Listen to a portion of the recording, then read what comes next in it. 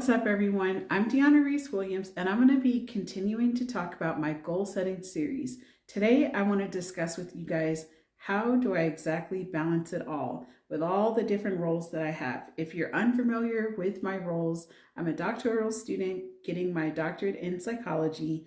I also am an entrepreneur, and I'm a professor at a community college. That's just a little bit of what I manage. We're not even talking about my life or lifestyle because I do enjoy traveling. Anyways, if you like this type of content, please like and subscribe and click the notification bell so you can see when I'm talking about goals again. So the way that I like to talk about goal setting is not just like, hey, when you want to set a goal, write the goal down. I actually not only talk about the goal or write the goal down, but I actually take you guys along the journey so you can see what I'm doing on how to manage everything. So this video is going to focus on managing multiple responsibilities effectively, or how am I doing it effectively? And then weekly planning routine. What does that actually look like for me? And then tools and habits that help me keep a maintained balance and keeping all these roles like in line, basically, not just in my mind, but probably on paper somewhere. All right, so I'm going to start with a couple of prompts and a couple of questions that I think are going to help you guys guide you and how you can achieve your goals, whether it's weekly or monthly or quarterly or annual goals, however you want to look at it. I hope that me answering these questions will give you some guidance. All right, so how do I plan out my week for success? Keyword, how do I plan out my week for success? Yes, you need to plan your week. I start with a calendar. I mentioned in my last video, I have Google digital calendars, and then I also have a physical calendar that I use. Why do I do this? Because it's the only way I'm going to stay organized.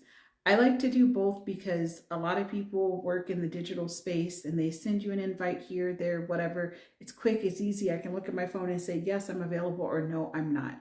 But then what happens is, because I'm the person that also tries to unplug from my phone, I don't necessarily want to look at that digital calendar or digital tool every single second of the day to tell me what I'm going to do. So I write it down on a calendar and I lay it out so then I can see the entire week. If I'm able to see the entire week, then I can determine how I'm going to master the goals for the week. And so being a doctoral student, I am in a 45-day challenge. That means 45 minutes a day, I am focusing on this paper intentionally. I'm not watching TV. I'm not looking at my phone. I'm not doom scrolling. I'm doing nothing but this paper. And so I have to make sure that I look at my schedule to figure out when is the best time of the day for me to do it. For me, I find in the evening time after I'm done teaching for the day, I can focus on the paper. It is something about, I know some people say, oh, it's better to do things first in the morning. If you're a morning person, that probably works really well for you. But if you're a night person like myself, and I don't care how hard I try to become a morning person, I'm just not. So I find after I'm done with class that all of that stuff usually ends at about, class ends at 7:45. I have office hours afterwards. So anybody that needs to meet with me, they can meet with me after class. But then like at about 9:30, 10 o'clock p.m., it's a sweet spot. Kitchen's clean, house is clean, everything is in order. Husband's probably already drifted off to sleep. Nobody needs me to do anything. So then I can focus on what it is that I want to do. And typically I normally start writing, usually it's like between 9:30 and 10:30.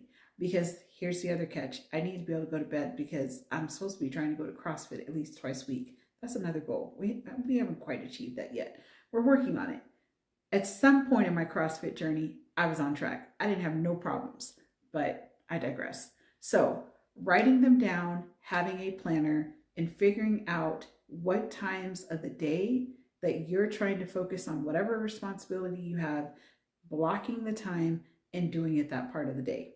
And when it comes to not just my doctoral journey, obviously I work full time as a faculty. So in my mind, all day, there's no time to be doing any other things besides focusing on my students, my grant, curriculum, assessment things. I wear several hats at my community college. What am I? I'm an early childhood education faculty, but I'm over our education area. So meaning I'm over myself and our elementary ed instructor or faculty member. I also am the assessment chair, so I kind of manage like the assessment that's happening at our college. And it's not like heavy lifting. It can be, it just depends on the season. I also teach 5 classes a week, or five classes. This semester I'm only teaching 4, which is nice. And then I have this amazing grant that I'm managing with myself and our elementary ed instructor. And so we're slowly working through that grant. So that takes up plenty of time, plenty of my time. That's just my work life. And with that, again, I use a calendar to manage out the time to say, okay, this on Tuesdays, I focus on area commitments and I also focus on the grant.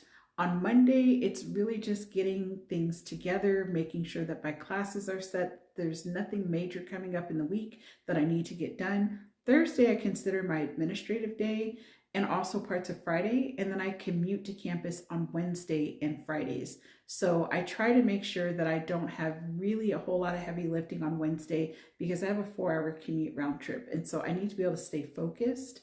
And so I work really hard, honestly, like Sunday evening, I'll put in about an hour or 2 for grading and just sending out emails, things that are closing out from Friday, but making sure that I have scheduled emails sent out on Monday. So that's how I kind of handle my work life. And then fitness wise, because I'm in this 45-day challenge, my goal is that I have to do some sort of movement 20 minutes at minimum a day. And so right now, I think partly because we just moved, it's just easier for me to walk outside of my door. The weather has been spectacular in Arizona. No shade to you guys that are in cold weather, but I just want to get outside and walk. And so I just go outside and walk for about a half hour and then I come back in. And so that's like an easy check for me. But the challenge of me going to CrossFit, there's a challenge there. It's primarily because the time in which I used to be able to go, which was at 3 p.m. in the afternoon, that class is on hiatus. So I have to figure out how the heck am I going to be able to go to class at either 5, 6, or 8:30 a.m. We haven't figured it out. We have a small goal of basically trying to go to 1 CrossFit class a week. I was aiming for 2, but right now it's a far cry. So 1 class a week. So that just covers like a little bit of, how do I manage in terms of my doctoral role, my wellness and fitness roles and what I want to do there. And then of course, being a faculty and then being a solo entrepreneur, I kind of piggyback off of the paper. So after I'm done working through my doctoral stuff, I might work on some editing. I might work on writing down an outline that I have for a video. I just keep it simple, like really, really simple. And right now I'm really focusing on trying to complete a bookkeeping course through Coursera. I don't know if I'm saying the name right, but anyways, I basically put in about 3 hours a week and just working through the course. It's self-paced, it's great, it's amazing. I'm not sponsored by them, but I do like the fact that I'm able to gain all the skills of being a bookkeeper as someone who's managing 2 businesses and eventually will be managing 3. And so it's been great. So that's how I pretty much try to manage my different roles. They don't all happen at the same time, including me recording this video right now. I had to map out and say, you know what, not every Sunday, but there's going to be Sundays where you're going to batch record several videos, and this will make your life easier so you can have more time to focus on other things. Second question, what are some strategies to keep me focused and productive? So I would say strategies for me, if you haven't figured it out, is I like to use Notion. I like to use something that's going to be a project organizer to basically see everything that I need to do. I find that by using Notion, and again, I'm not sponsored by these individuals, or by this company, this is something that I've been using as an entrepreneur actively for, I want to say over 3 years now. I started working with my creative partner 3 years ago, 3+ years ago, and basically she introduced me to Notion. And so now I have a way of keeping myself organized. And Notion, I feel like it helps me map out my strategies on what I need to do. And then for work, we use a learning management system called Canvas. So that keeps all of my courses organized. I also use tools in Google. If you're not using Google, Listen, there was a time in my life, I still like Microsoft, I still have to use it, but even I've had to educate students that I work with to say Google is a great collaborative tool. You can also convert what you have in Google into Word docs or PowerPoints or whatever you need, and you can reverse it and do it the other way as well. So that's how I like to stay productive, using my calendar, using the tools that are readily accessible to me to make sure that I can stay on top of my task. I use Google Calendar. I also will use their task list, but I find that I don't really check the task list very often. So I like to just keep a running task list in my calendar, and that seems to keep me on track as well. I keep a notebook and I keep a handwritten calendar.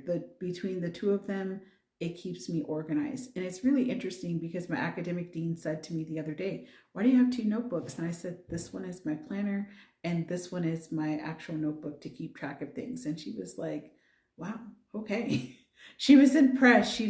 She's like, "Wow, and then she was impressed, I guess, with my handwriting." And I'm like, well, it's not always this neat. So those are just ways that I like to stay organized. It's really about, for me, taking the digital space and writing it somewhere, or writing it to make it digital. I have to do a little bit of both in order to make things manageable, but I can't do one without the other, because we're not in a society where, or at least here in the US, where we're solely all online, but we're not also in a world where everything is just on paper. And honestly, I think between my work of being a faculty and then my previous work lives of just working in social work, I'm that generation where I came into the work where everything was on paper, and then I was a part of the generation where everything is online. And so I try my best to not collect any more papers or print things or whatever, to just keep myself organized. But I do like a good notebook. I'm not going to lie. So, how do I deal with being overwhelmed? Well, one of my videos that I shared with you guys a couple of weeks ago, I talked about just kind of feeling the weight of my paper and just not sure what to do. I just was like kind of frustrated. And one of the things that I've honestly learned, is have a community. You need a support system. That's what you really need. And even if you're by yourself, listen, you have YouTube. You're on here right now. Whenever your favorite creators go live, go on the live so you can have some sense of community. If you're not on YouTube, maybe find another platform where you can feel like you belong in something. So you can say like, "Hey, I'm really struggling with this goal right now. I'm really feeling overwhelmed." And being able to talk it through and just being able to share that with someone, I think can really help you refocus and regroup on what you want to do. As a doctoral student, short story, I was really frustrated with my paper about 3 months ago. I had a really tough meeting with my chair. I'm not gonna lie, I was crying in my lunch that day, and I was really frustrated. And I was like, in that moment, I didn't do anything else with my paper. I was just like, I can't. And I ended up reaching out to some peers of mine that have already gone through this process, because I reminded myself, wait a minute, you're working at a community college with people that are your age, that have gone through this with kids, with husbands, with spouses, and everything else. Reach out to them. So I did. I reached out to one of my peers, and she gave me some really good advice. She was like, "Deanna, getting a doctorate is very isolating. People don't understand what you're going through because it's not a common thing that people do." She's like, "See if your college does any kind of peer groups." That's how I survived my paper. That's what she told me. Then I had a conversation with God and said, "Okay, let me find these peer groups." We didn't have a peer group. I didn't want to do a peer group. And needless to say, within a couple of weeks, somebody within one of the university's groups was like, "Hey, I'm a PsyD student, criminology justice major, emphasis, and I need some help." And I was like, "What's up? What's going on?" And then before you know it, we set up a Zoom. And before you know it, we set up a meetup. And now we meet up every Sunday from 1 to 2:30. Some Sundays we don't meet up because it's a holiday or whatever the case may be. But I'm saying all of that to say this. When you're feeling overwhelmed, having a sense of community can really help you push through. And even though myself and my peers are in different parts of our doctoral journey, we're still of some value to each other because we can support each other through that process. And so I hope that is really helpful to you guys. I hope that me talking about how I balance it all is helpful to you. All right, guys, I'm going to go ahead and end this video. Have a great day, have a great night, and have a good morning. And catch me next week when I share another part of my goal development series. All right, take care. Bye.